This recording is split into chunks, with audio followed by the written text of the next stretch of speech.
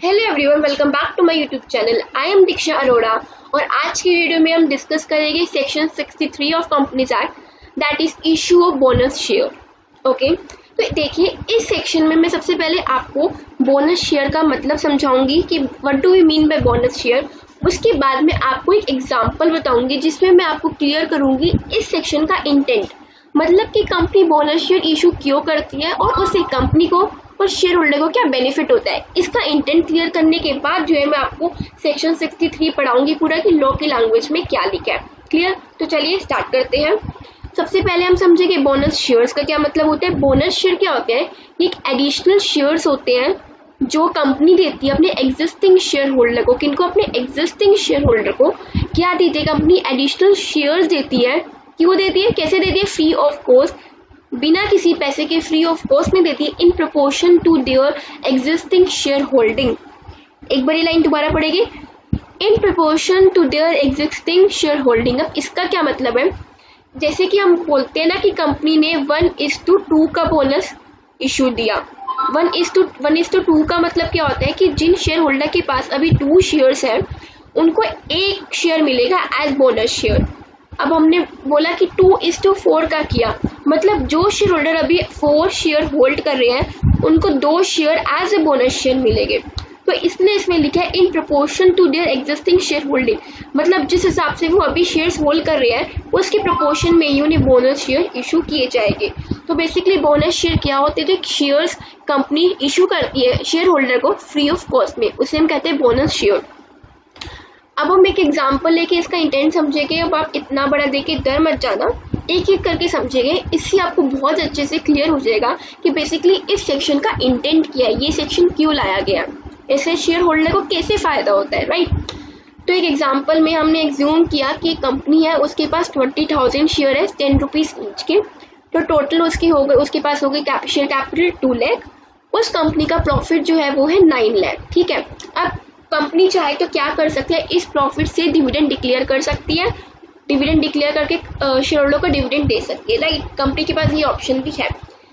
ठीक है, अब जो शेयर्स है 20,000 10 रुपीज ईच के, उसका जो मार्केट प्राइस है वो है 1,000।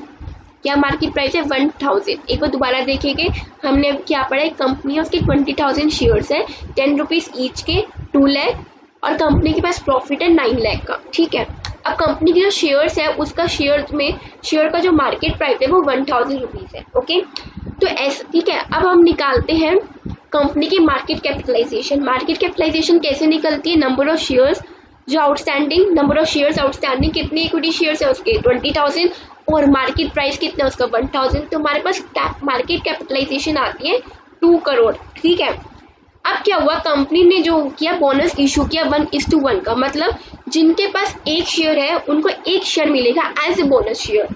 इतना क्लियर हो गया।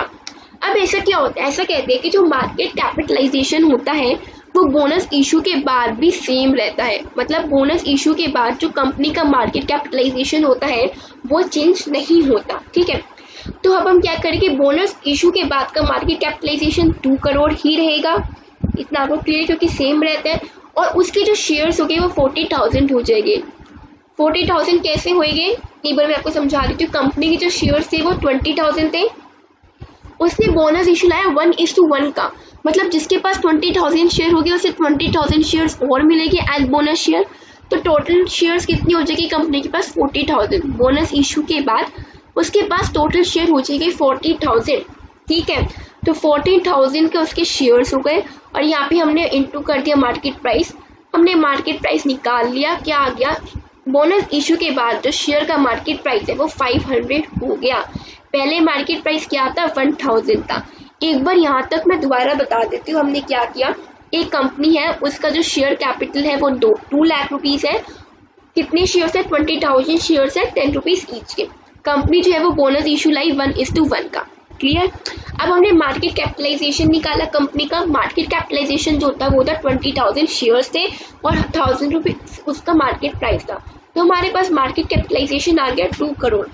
अब बोनस इशू के बाद भी जो कंपनी का मार्केट कैपिटलाइजेशन होता है वो सेम रहता है।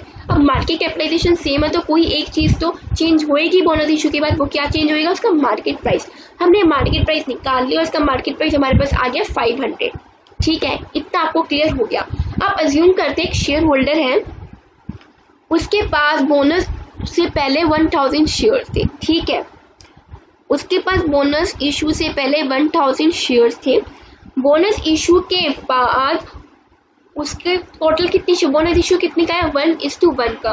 तो बोनस इशू के बाद उसके पास शेयर हो गए टोटल 2000। 1000 शेयर उसके पास पहले ही थे और 1000 रुपीज उसको शेयर बोनस शेयर मिले, तो टोटल उसके पास 2000 शेयर्स हो गए। ठीक है, अब हम इसमें क्या देखते हैं, मैं आपको एक चीज दिखाती हूँ। अब देखो, शेयर होल्डर के पास पहले कितने शेयर थे, 1000। ठीक है, और उसका मार्केट प्राइस कितना था, 1000। तो उसकी जो शेयर की जो वैल्यू थी वो कितनी थी पहले, बोनस इशू से पहले 10 लाख। इतना समझ आ गया, दोबारा बता रही हूँ। उसके पास बोनस इशू से पहले 1000 शेयर्स थे और 1000 उसका मार्केट प्राइस था, हमने यहाँ पे देखा था। तो उसकी जो शेयर की वैल्यू है वो होगी 10 लाख रुपीज। ठीक है, इतना क्लियर हो गया आपको। अब हम देखेंगे बोनस इशू के बाद क्या हुआ। बोनस इशू के बाद क्या हुआ, उसके जो शेयर थे वो 2000 हो गए। ठीक है, अभी हमने देखे कैसे हुए। और जो उसका मार्केट प्राइस था वो हो गया 500। अभी हमने ये भी निकाला, आपको पता है ये कैसे निकला। उसके पास शेयर थे 2000, बोनस इशू के बाद शेयर हो गए 2000 और मार्केट प्राइस हो गया 500 का।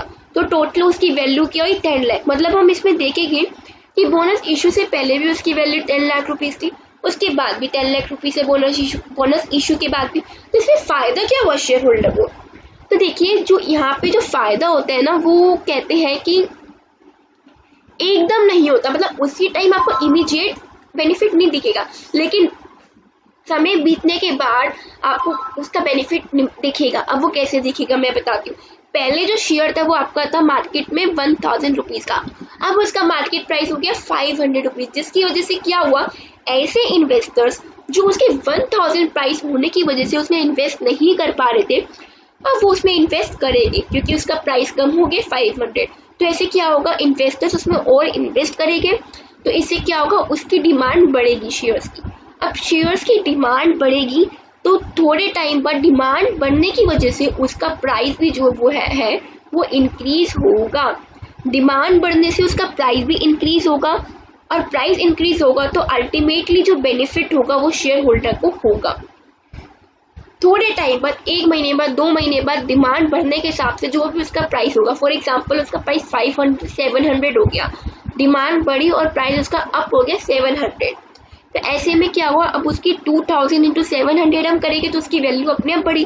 तो यही होता है, शेयर होल्डर को बोनस इशू से इमीडिएट बेनिफिट कोई नहीं मिलता, लेकिन टाइम के बाद, कुछ समय बाद उसे उससे बेनिफिट मिलता है।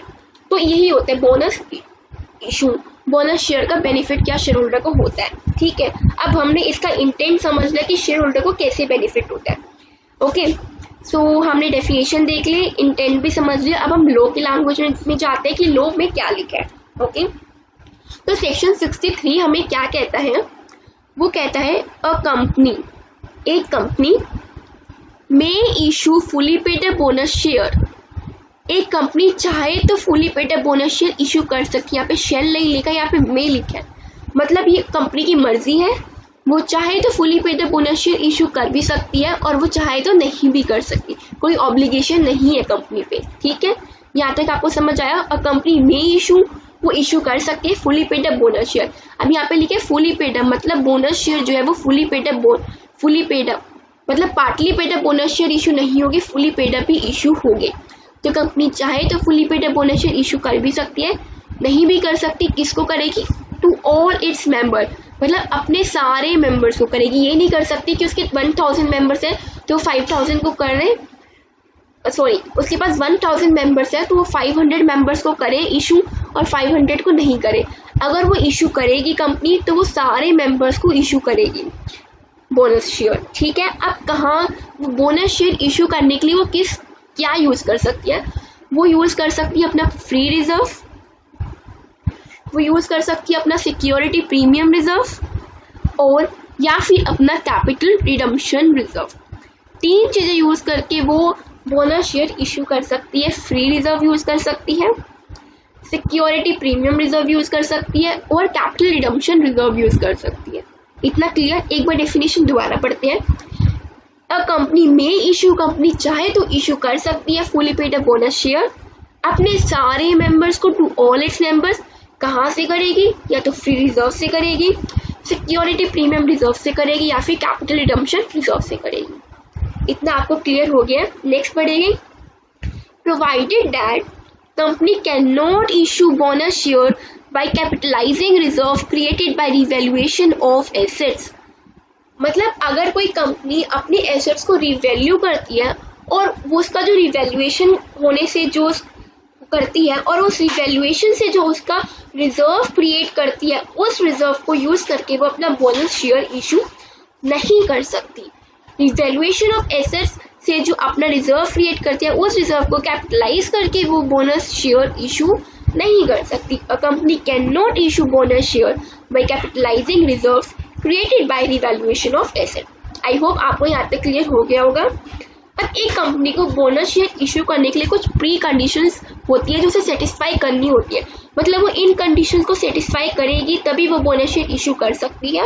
अगर वो इनमें से कोई भी कंडीशन सेटिस्फाई नहीं करती तो वो कंपनी बोनस शेयर इशू नहीं कर सकती। अब हम वो कंडीशन देखते हैं। Number 1 is authorized by its articles. मतलब कंपनी के आर्टिकल ऑफ एसोसिएशन में ये लिखा होना चाहिए कि वो कंपनी जो है बोनस शेयर इशू कर सकती है। ठीक है। नेक्स्ट क्या कंडीशन है? रिकमेंडेड बाय बोर्ड, कि वो जो बोनस शेयर इशू कर रही है उसे बोर्ड रिकमेंड करेगा। और and authorized by share holder in the general meeting. मतलब वो जो बोनस इशू हो रहा है वो बोर्ड रिकमेंड करेगा और उससे, और आप उस बोनस शेयर इशू करने का अप्रूवल लोगे शेयर होल्डर से। अब यहाँ पे स्पेसिफिकली ऐसा नहीं लिखा तो यहाँ पे ओवर पास किया जाएगा और शेयर होल्डर से अप्रूवल किया जाएगा कि हम बोनस शेयर इशू कर सकते हैं। वो अप्रूवल दे देगी तो आप उस बोनस शेयर को इशू कर सकते हो। थर्ड कंडीशन क्या होती है?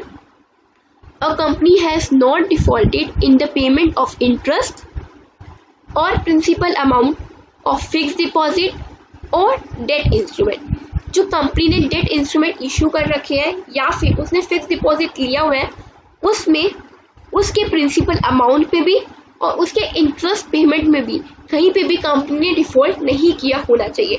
अगर कंपनी ने उसके इंटरेस्ट की पेमेंट में या फिर प्रिंसिपल अमाउंट की पेमेंट में डिफॉल्ट कर रखा है तो वो नहीं इशू कर सकती बोनस शेयर। ठीक है। नेक्स्ट कंडीशन क्या है? Company has not defaulted in payment of statutory dues to employees. अगर उसे कोई भी स्टैट्यूटरी ड्यूज पे करना है एम्प्लॉय को और उसने कोई भी उसमें डिफॉल्ट कर रखा है तो वो कंपनी भी बोनस शेयर इशू नहीं कर सकती। ठीक है। अब नेक्स्ट कंडीशन क्या है? Existing shares are fully paid up. मतलब कंपनी के पास जो अभी शेयर्स उसने इशू कर रखे हैं, अभी एग्जिस्टिंग शेयर जो उसके पास है वो फुली पेड अप होने चाहिए, वो पार्टली पेड अप नहीं होनी चाहिए। मतलब उस पर जो भी सारा पैसा है वो सारा पैसा शेयर होल्डर से मंगवा लेना चाहिए, कोई भी शेयर्स पार्टली पेड अप नहीं होना चाहिए। नेक्स्ट कंडीशन क्या है? कंप्लाइज विद कंडीशन एज में बी प्रिस्क्राइब। अब जो कंडीशन प्रिस्क्राइब कर रखी है रूल में, उस कंडीशन को आप कंप्लाई करोगे। अब वो कंडीशन क्या प्रिस्क्राइब कर रखी है रूल में वो हम पहले देख लेते हैं। रूल 14 के अंदर कंडीशन प्रिस्क्राइब कर रखी है और वो क्या कहता है? The company which has once announced the decision of its board recommending a bonus issue shall not subsequently withdraw the same।